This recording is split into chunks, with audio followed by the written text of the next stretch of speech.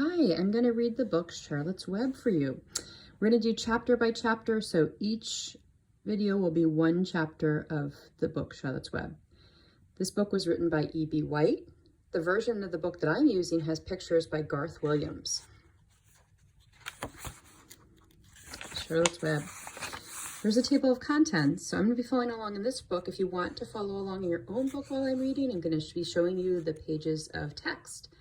We're going to read chapter 1 today, called Before Breakfast. In this text, it starts on page 1. Chapter 1, Before Breakfast. "Where's Papa going with that axe?" said Fern to her mother as they were setting the table for breakfast. "Out to the hog house," replied Mrs. Arable. "Some pigs were born last night." "I don't see why he needs an axe," continued Fern, who was only 8. "Well," said her mother, "one of the pigs is a runt. It's very small and weak, and it will never amount to anything. So your father has decided to do away with it." "Do away with it?" shrieked Fern. "You mean kill it, just because it's smaller than the others?" Mrs. Arable put a pitcher of cream on the table. "Don't yell, Fern," she said. "Your father is right. The pig would probably die anyway." Fern pushed a chair out of the way and ran outdoors. The grass was wet, and the earth smelled of springtime. Fern's sneakers were sopping by the time she caught up with her father. "Please don't kill it," she sobbed. "It's unfair." Mr. Arable stopped walking. "Fern," he said gently, "you will have to learn to control yourself." "Control myself," yelled Fern. "This is a matter of life and death, and you talk about controlling myself?" Tears ran down her cheeks, and she took hold of the axe and tried to pull it out of her father's hand.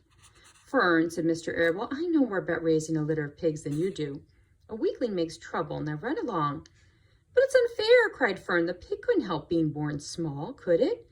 If I had been very small at birth, would you have killed me?" Mr. Arable smiled. "Certainly not," he said, looking down at his daughter with love. "But this is different. A little girl is one thing. A little runty pig is another." "I see no difference," replied Fern, still hanging onto the axe. "This is the most terrible case of injustice I've ever heard of." A queer look came over John Arable's face. He seemed almost ready to cry himself. "All right," he said, "you go back to the house, and I will bring the runt when I come in. I'll let you start it on a bottle like a baby. Then you'll see what trouble a pig can be." When Mr. Arable returned to the house half an hour later, he carried a carton under his arm.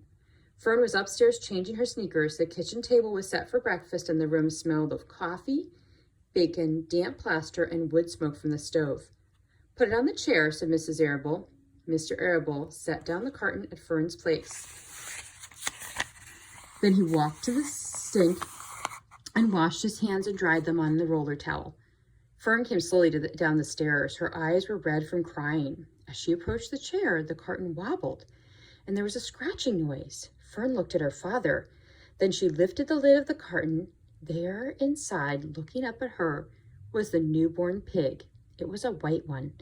The morning light shone through its ears, turning them pink. "He's yours," said Mr. Arable, "saved from an untimely death, and may the good Lord forgive me for this foolishness." Fern couldn't take her eyes off the tiny pig. "Oh," she whispered, "oh, look at him. He's absolutely perfect." She closed the curtain carefully. First she kissed her father, then she kissed her mother. Then she opened the lid again, lifted the pig out, and held it against her cheek. At this moment, her brother Avery came into the room. Avery was 10. He was heavily armed, an air rifle in one hand, a wooden dagger in the other. "What's that?" he demanded. "What's Fern got?" "She's got a guest for breakfast," said Mrs. Arable. "Wash your hands and face, Avery." "Let's see it," said Avery, setting his gun down. "You call that miserable thing a pig? That's a fine specimen of a pig. It's no bigger than a white rat." "Wash up and eat your breakfast, Avery," said his mother. "The school bus will be along in half an hour." "Can I have a pig too, Pop?" asked Avery. "No, I only distribute pigs to early risers," said Mr. Arable. Fern was up at daylight trying to rid the world of injustice. As a result, she now has a pig. A small one, to be sure, but nevertheless a pig. It just shows what can happen if a person gets out of bed promptly. "Let's eat." But Fern couldn't eat until her pig had had a drink of milk. Mrs. Arable found a baby's nursing bottle and a rubber nipple. She poured warm milk into the bottle, fitted the nipple over the top, and handed it to Fern. "Give him his breakfast," she said. A minute later, Fern was seated on the floor in the corner of the kitchen with her infant between her knees, teaching it to suck from the bottle. The pig, although tiny, had a good appetite and caught on quickly. The school bus honked from the road. "Run!" commanded Mrs. Arable, taking the pig from Fern and slipping a donut into her hand. Avery grabbed his gun and another donut. The children ran out to the road and climbed into the bus. Fern took no notice of the others on the bus. She just sat and stared out of the window, thinking what a blissful world it was and how lucky she was to have entire charge of a pig. By the time the bus reached school, Fern had named her pet, selecting the most beautiful name she could think of. "Its name is Wilbur," she whispered to herself. She was still thinking about the pig when the teacher said, "Fern, what is the capital of Pennsylvania?" "Wilbur," replied Fern dreamily. The pupils giggled. Fern blushed. I hope you enjoyed the first chapter.